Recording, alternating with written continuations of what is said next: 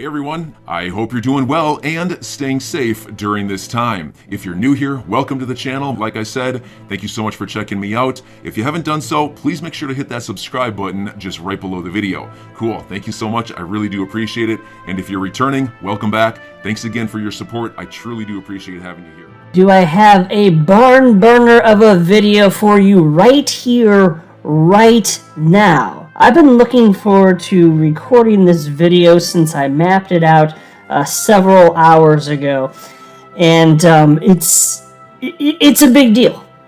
So let me set the table for you. As most of you know by now, Brad Garlinghouse and Chris Larson motioned to have the cases against them thrown out, and the judge denied those requests. So, fortunately for Brad and Chris, those cases will go on. But the SEC then filed a supplemental document to the court arguing that this denial made the 63 Hinman emails and the Estabrook notes irrelevant to the case and undiscoverable. And I already made a video highlighting how illogical that argument is, so I'm not going to be rehashing all that. But, of course, the 63 Hinman emails, it's referencing emails associated with drafts of the Billy Boy Hinman Ethereum free pass speech from summer of 2018. So that's what that's about. The Estabrook notes, those were notes that were taken by Matthew Estabrook, then an SEC employee, he's a lawyer. And he took notes as Elad Roisman, SEC Commissioner Elad Roisman, and Ripple CEO Brad Garlinghouse were having a conversation. And the SEC is arguing that those notes are privileged, which is ridiculous because Brad Garlinghouse was there for the meeting. It was between two people, Brad and Elad Roisman. But nonetheless, that's the nonsense argument that they made. Now, today, Ripple has filed, well, for me, it's still today because I haven't gone to sleep yet. Technically, it was yesterday. It's past midnight right now, rather. But anyway, so I'll just say today. Today, Ripple has filed a response to those SEC claims, and it's pure gold. Seriously, folks, you'll see why I'm saying this. Just hang with me in this video. It is pure gold. Ripple attorney Matthew Solomon also reveals new information, which is causing the entire XRP community to question what he knows that we don't. He wrote that Bill Hinman concluded in writing that an asset similar to XRP, and perhaps XRP itself, was not a security. How the hell does he know that? I want to know what he knows. This is incredible. And Attorney Jeremy Hogan had something to say on that, so I'll share with you his comments. And this topic has also has Attorney John Deaton talking about a high probability of settlement if certain parameters unfold in a certain way. So this is all really good stuff here. But before going further, I do want to be clear. I do not have a legal or financial background of any kind. I am not offering legal or financial advice, and you definitely should not buy or sell anything because of anything I say or write. I'm just an enthusiast who enjoys making YouTube videos about crypto topics, but just as a hobby and just for fun. And take a look at this headline. This is from ProCoin News. The headline says it all. Jeremy Hogan. Is the SEC hiding a document where they concluded XRP was not a security? That's a big question, isn't it? Are they intentionally hiding something that would be exculpatory? Well, you'll see, and I'm going to go through everything. I got to do this methodically here, though. But here's Ripple's response. It was shared by attorney James File, an XRP community member, and he wrote the following. Ripple and the individual defendants have filed their response explaining why the Hinman documents are not irrelevant as a result of Judge Torres's decision on the motion to dismiss. And so I did print this up, and I highlighted a few key parts that I wanted to share with you. So on that point specifically, it's in the second paragraph here, about halfway through it. reads as follows. The January 13th opinion compelling the SEC to produce communications regarding the Hinman speech was expressly not premised on a finding that the individual defendant's articulation of the standard of recklessness was correct and the SEC's was erroneous. So pause, I'll just note, so that's what the SEC was getting at in the video where I covered that. Again, I don't want to rehash the whole thing, but they're doing everything they can. Look at how desperate the SEC is to prevent these notes, these emails from getting into the hands of Ripple. They have to be completely disastrous, or else why are you fighting this hard and ridiculously? Because the January 13th opinion, that said, hey, yeah, Ripple was going to get all this information. And then they started just they went into panic mode, clearly. Everyone in the SEC, they went into absolute panic mode here. And just filing all sorts of stuff, and in fact, at times outside of the rules of the court that have been set. And so it's just crazy how they've been. And then it also reads the following. The court takes no position on the parties' formulations of recklessness. Judge Torres's recent decision, therefore, does not merit reconsideration of the court's January 13th opinion, and the Estabrook notes are not internal documents. They are notes of a meeting with a third party that this court has repeatedly decided are relevant to defendant's case. Now, attorney Jeremy Hogan, he got to the good stuff though, and that's what we're going to talk about right now. Like the second half of this video, I don't know how long this video is going to be. I never know when I start recording, but the second half of this video, which is basically starting now, I'm guessing anyway. This is where it gets really interesting. Check this out. So here was a tweet from attorney Jeremy Hogan, and he wrote the following. I tried to analyze this for you in a true legal sense, but my mind was blown by the part below, and I couldn't think about much else. Is the SEC potentially hiding a document in which the SEC concluded that XRP was not a security? What does Solomon know?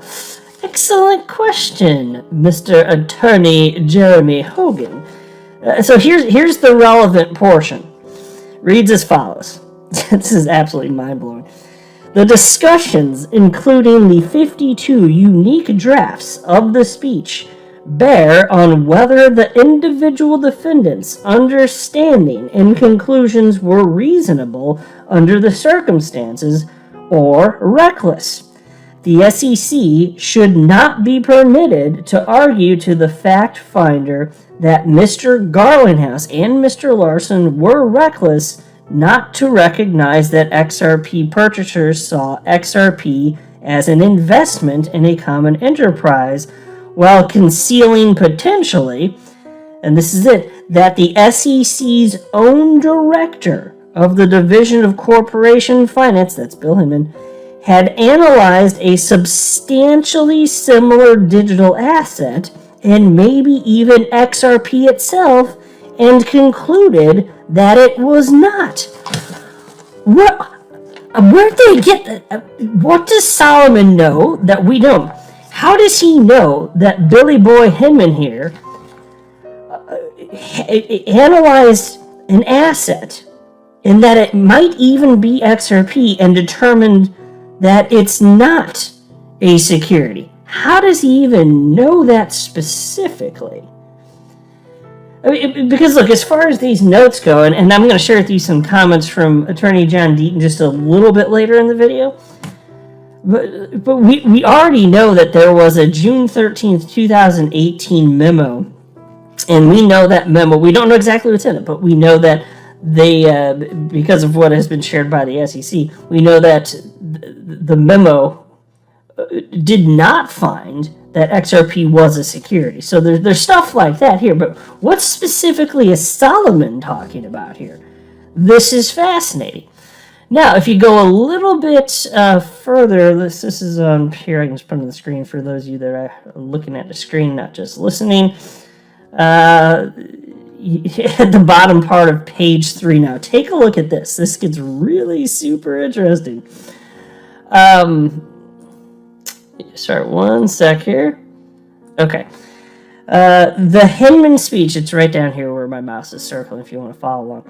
The Hinman speech communications are directly relevant to defendant's fair notice defense, which Judge Torres specifically allowed to proceed over the SEC's motion to strike. In support of the fair notice defense, defendants are entitled to evidence that speaks to the level of clarity and sufficiency of the SEC's guidance to the market on digital assets. Internal communications that demonstrate the SEC could not have given clear guidance because they themselves had not sorted out how to approach digital assets would be not only highly relevant, but potentially exculpatory as to Ripple and the individual defendants. Internal SEC communications about the 52 drafts of the Hinman speech will also likely confirm the SEC's awareness of market confusion. Now, folks, all of us operating in the world of crypto, even just as retail speculators, we know that there has been from the beginning of time, for as long as crypto exists, there's been nothing but confusion in the space in the United States. We know that to be true. The SEC's arguing otherwise, that everything's perfectly crystal clear. And so here you have attorney Matthew Solomon arguing, no, these drafts are super important to Ripple's fair notice defense, which Judge Torres says, yes, Ripple does get to argue. The information included in here could be exculpatory. You can't just broom this away. Can't do that. That's not right. And it is that big a deal. And again, I can't wait to get to Attorney John Deaton's comments on this. I'm going to have to circle back to this topic. Let me read a little bit further, though, because there's another section now here in like the middle of page 4, right around, it's about starting right about here. Here we go. All right. In his speech, Mr. Hinman offered the view that, quote, current offers and sales of Ether are not securities transactions, end quote. But Ether was associated with a central actor, the Ethereum Foundation. It was initially sold through a process that raised funds for that entity, and technologies using the Ethereum blockchain were funded in part by sales of Ether. Defendants are entitled to argue that the market should have viewed and did view XRP sales in a similar light. And that's exactly right. Now, obviously, there was no ICO, so it's not like Solomon saying that there was an ICO, but in terms of just the concept and how the public viewed it, yeah, absolutely. Completely spot on. Now, take a look at this. In response to that tweet I shared with you a couple minutes ago from attorney Jeremy Hogan, somebody from the community wrote, do you now feel a settlement is coming in the next weeks? And attorney Jeremy Hogan did respond to that. He tagged John Deaton, and he wrote, John Deaton said it months ago. If those emails are required to be turned over, there will be a settlement shortly after. Now, folks, to this point, they were demanded to be turned over January 13th, but technically, because of the SEC's request, the opinion could change. It doesn't sound likely, but it could change. So it's still an if technically as to whether or not this is going to be turned over. And attorney John Deaton saw that, and he did respond to Jeremy Hogan, and he wrote the following. If Judge Netburn orders the emails turned over, as I believe she will, the SEC has 10 days to appeal to Judge Torres. If Judge Torres affirms Judge Netburn, the SEC could try and appeal a writ of mandamus to the Second Circuit to delay a couple months, but the clock will be ticking for settlement. So, folks, if it goes down like this, it could happen rather quickly, relatively speaking, anyway.